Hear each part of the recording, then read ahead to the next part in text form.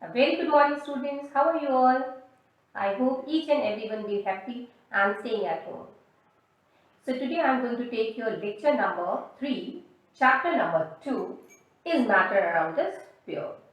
So before going to the next topic, I just want to recall the previous topics which we covered earlier. Okay? So let's start with the classification of matter first.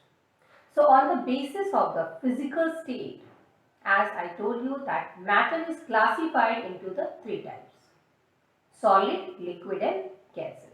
Okay. So on the basis of the chemical compositions, matter is classified into two main types, and they are pure substances and mixtures.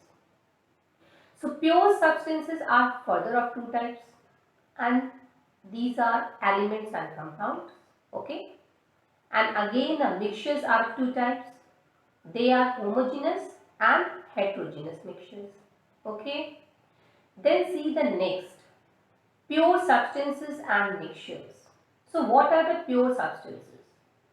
Pure substances which consist of a single type of the substance, may be element or the compound. Okay. Example, you can give iron, copper, water, sugar. Okay. All are the example of your pure type of the substances. The next is your mixture. So mixture is a substance which consists of two or more pure substances. Here you can take the example of air, soil, minerals, seawater, salt in water, any other examples. Okay. Then if I'll ask you, just tell me the difference between the pure substances and mixtures. So pure substances consist of a single type of substances, you will say, while the mixtures consist of two or more pure substances, right? While pure substances cannot be separated by the simple means, but mixture can be separated. Okay. Now the next, what we discussed, types of mixtures. So mixtures are of two types. They are homogeneous mixtures and heterogeneous mixtures. So what about the homogeneous mixtures? These are the mixtures which have a uniform composition, right? And if I say just cover some points under the homogeneous mixtures, then how you will say? You will say that the particles of the mixture are not visible by the naked eye. Okay? The particles cannot be separated by filtration. The mixture is stable. That means the particles do not settle down. The path of the light is not visible in the mixture. Example, you can take the mixture of sugar in water, salt in water also, right? Then we discussed about the heterogeneous mixtures. So the mixtures which has a non-uniform composition, the particles are visible by the naked eyes. Here you can give the number of examples, okay?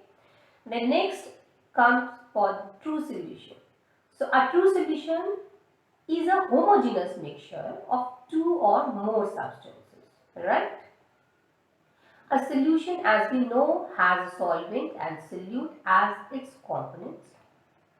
So the component in the larger amount is solvent and in lesser amount is solute, and the rest two methods I told you how you will identify. So here you can take the solution of salt in water, even the sugar in water too. Okay. Next, the properties of true solutions. So true solution is a homogeneous mixture. The particles cannot be seen by the naked eyes. The solute particles cannot be separated by filtration. Right? So that was all about we discussed in our previous lectures. Okay? So today we will see the colloidal solutions. So what are the colloidal solutions? Colloidal solution is a heterogeneous mixtures of two or more substances.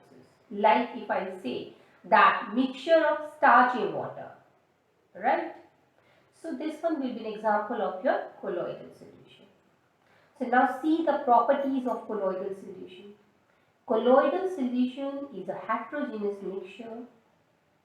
The particles cannot be seen by the naked eyes. The solute particles cannot be separated by filtration. That means we will not get the precipitate as well as a filtrate, right? Solute particles do not settle down. Okay. Then the next in terms of solution comes as suspension. So what is suspension?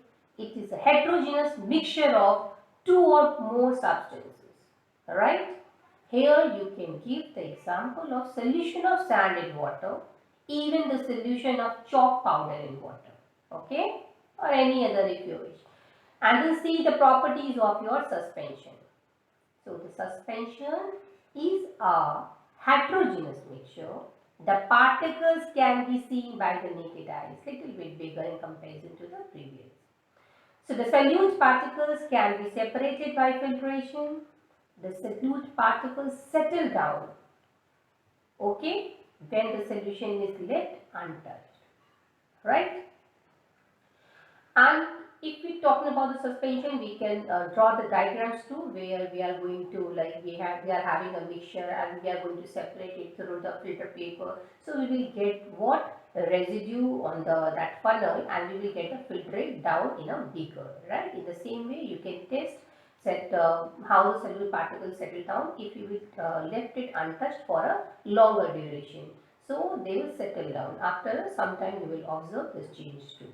Okay. After this, just go for the Tyndall effect. So this is also the one more term, Tyndall effect. When a beam of light is passed through a colloidal solution, right? When you are going to pass a beam of light through a colloidal solution, the colloidal particles scatter the beam of light and the path of the light becomes visible in the solution. I am repeating once again. When a beam of light is passed through a colloidal solution, the colloidal particles scatter the beam of light and the path of the light becomes visible in the solution. So this is called what? Tyndall effect, and this is very important. Okay. And Tyndall effect can be seen when light enters a room through a small hole due to the scattering of light by the dust particles or even the smoke particles. Have you seen ever?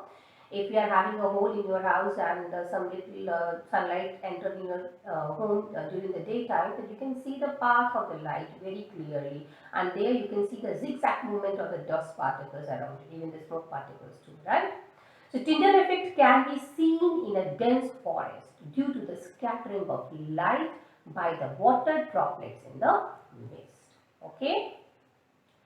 So after that, I just want to tell you the few more things about this chapter, but I think this is all about for this lecture.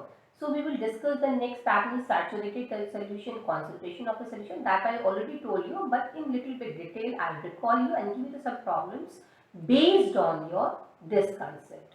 Till then, keep steady and stay safe. Thank you.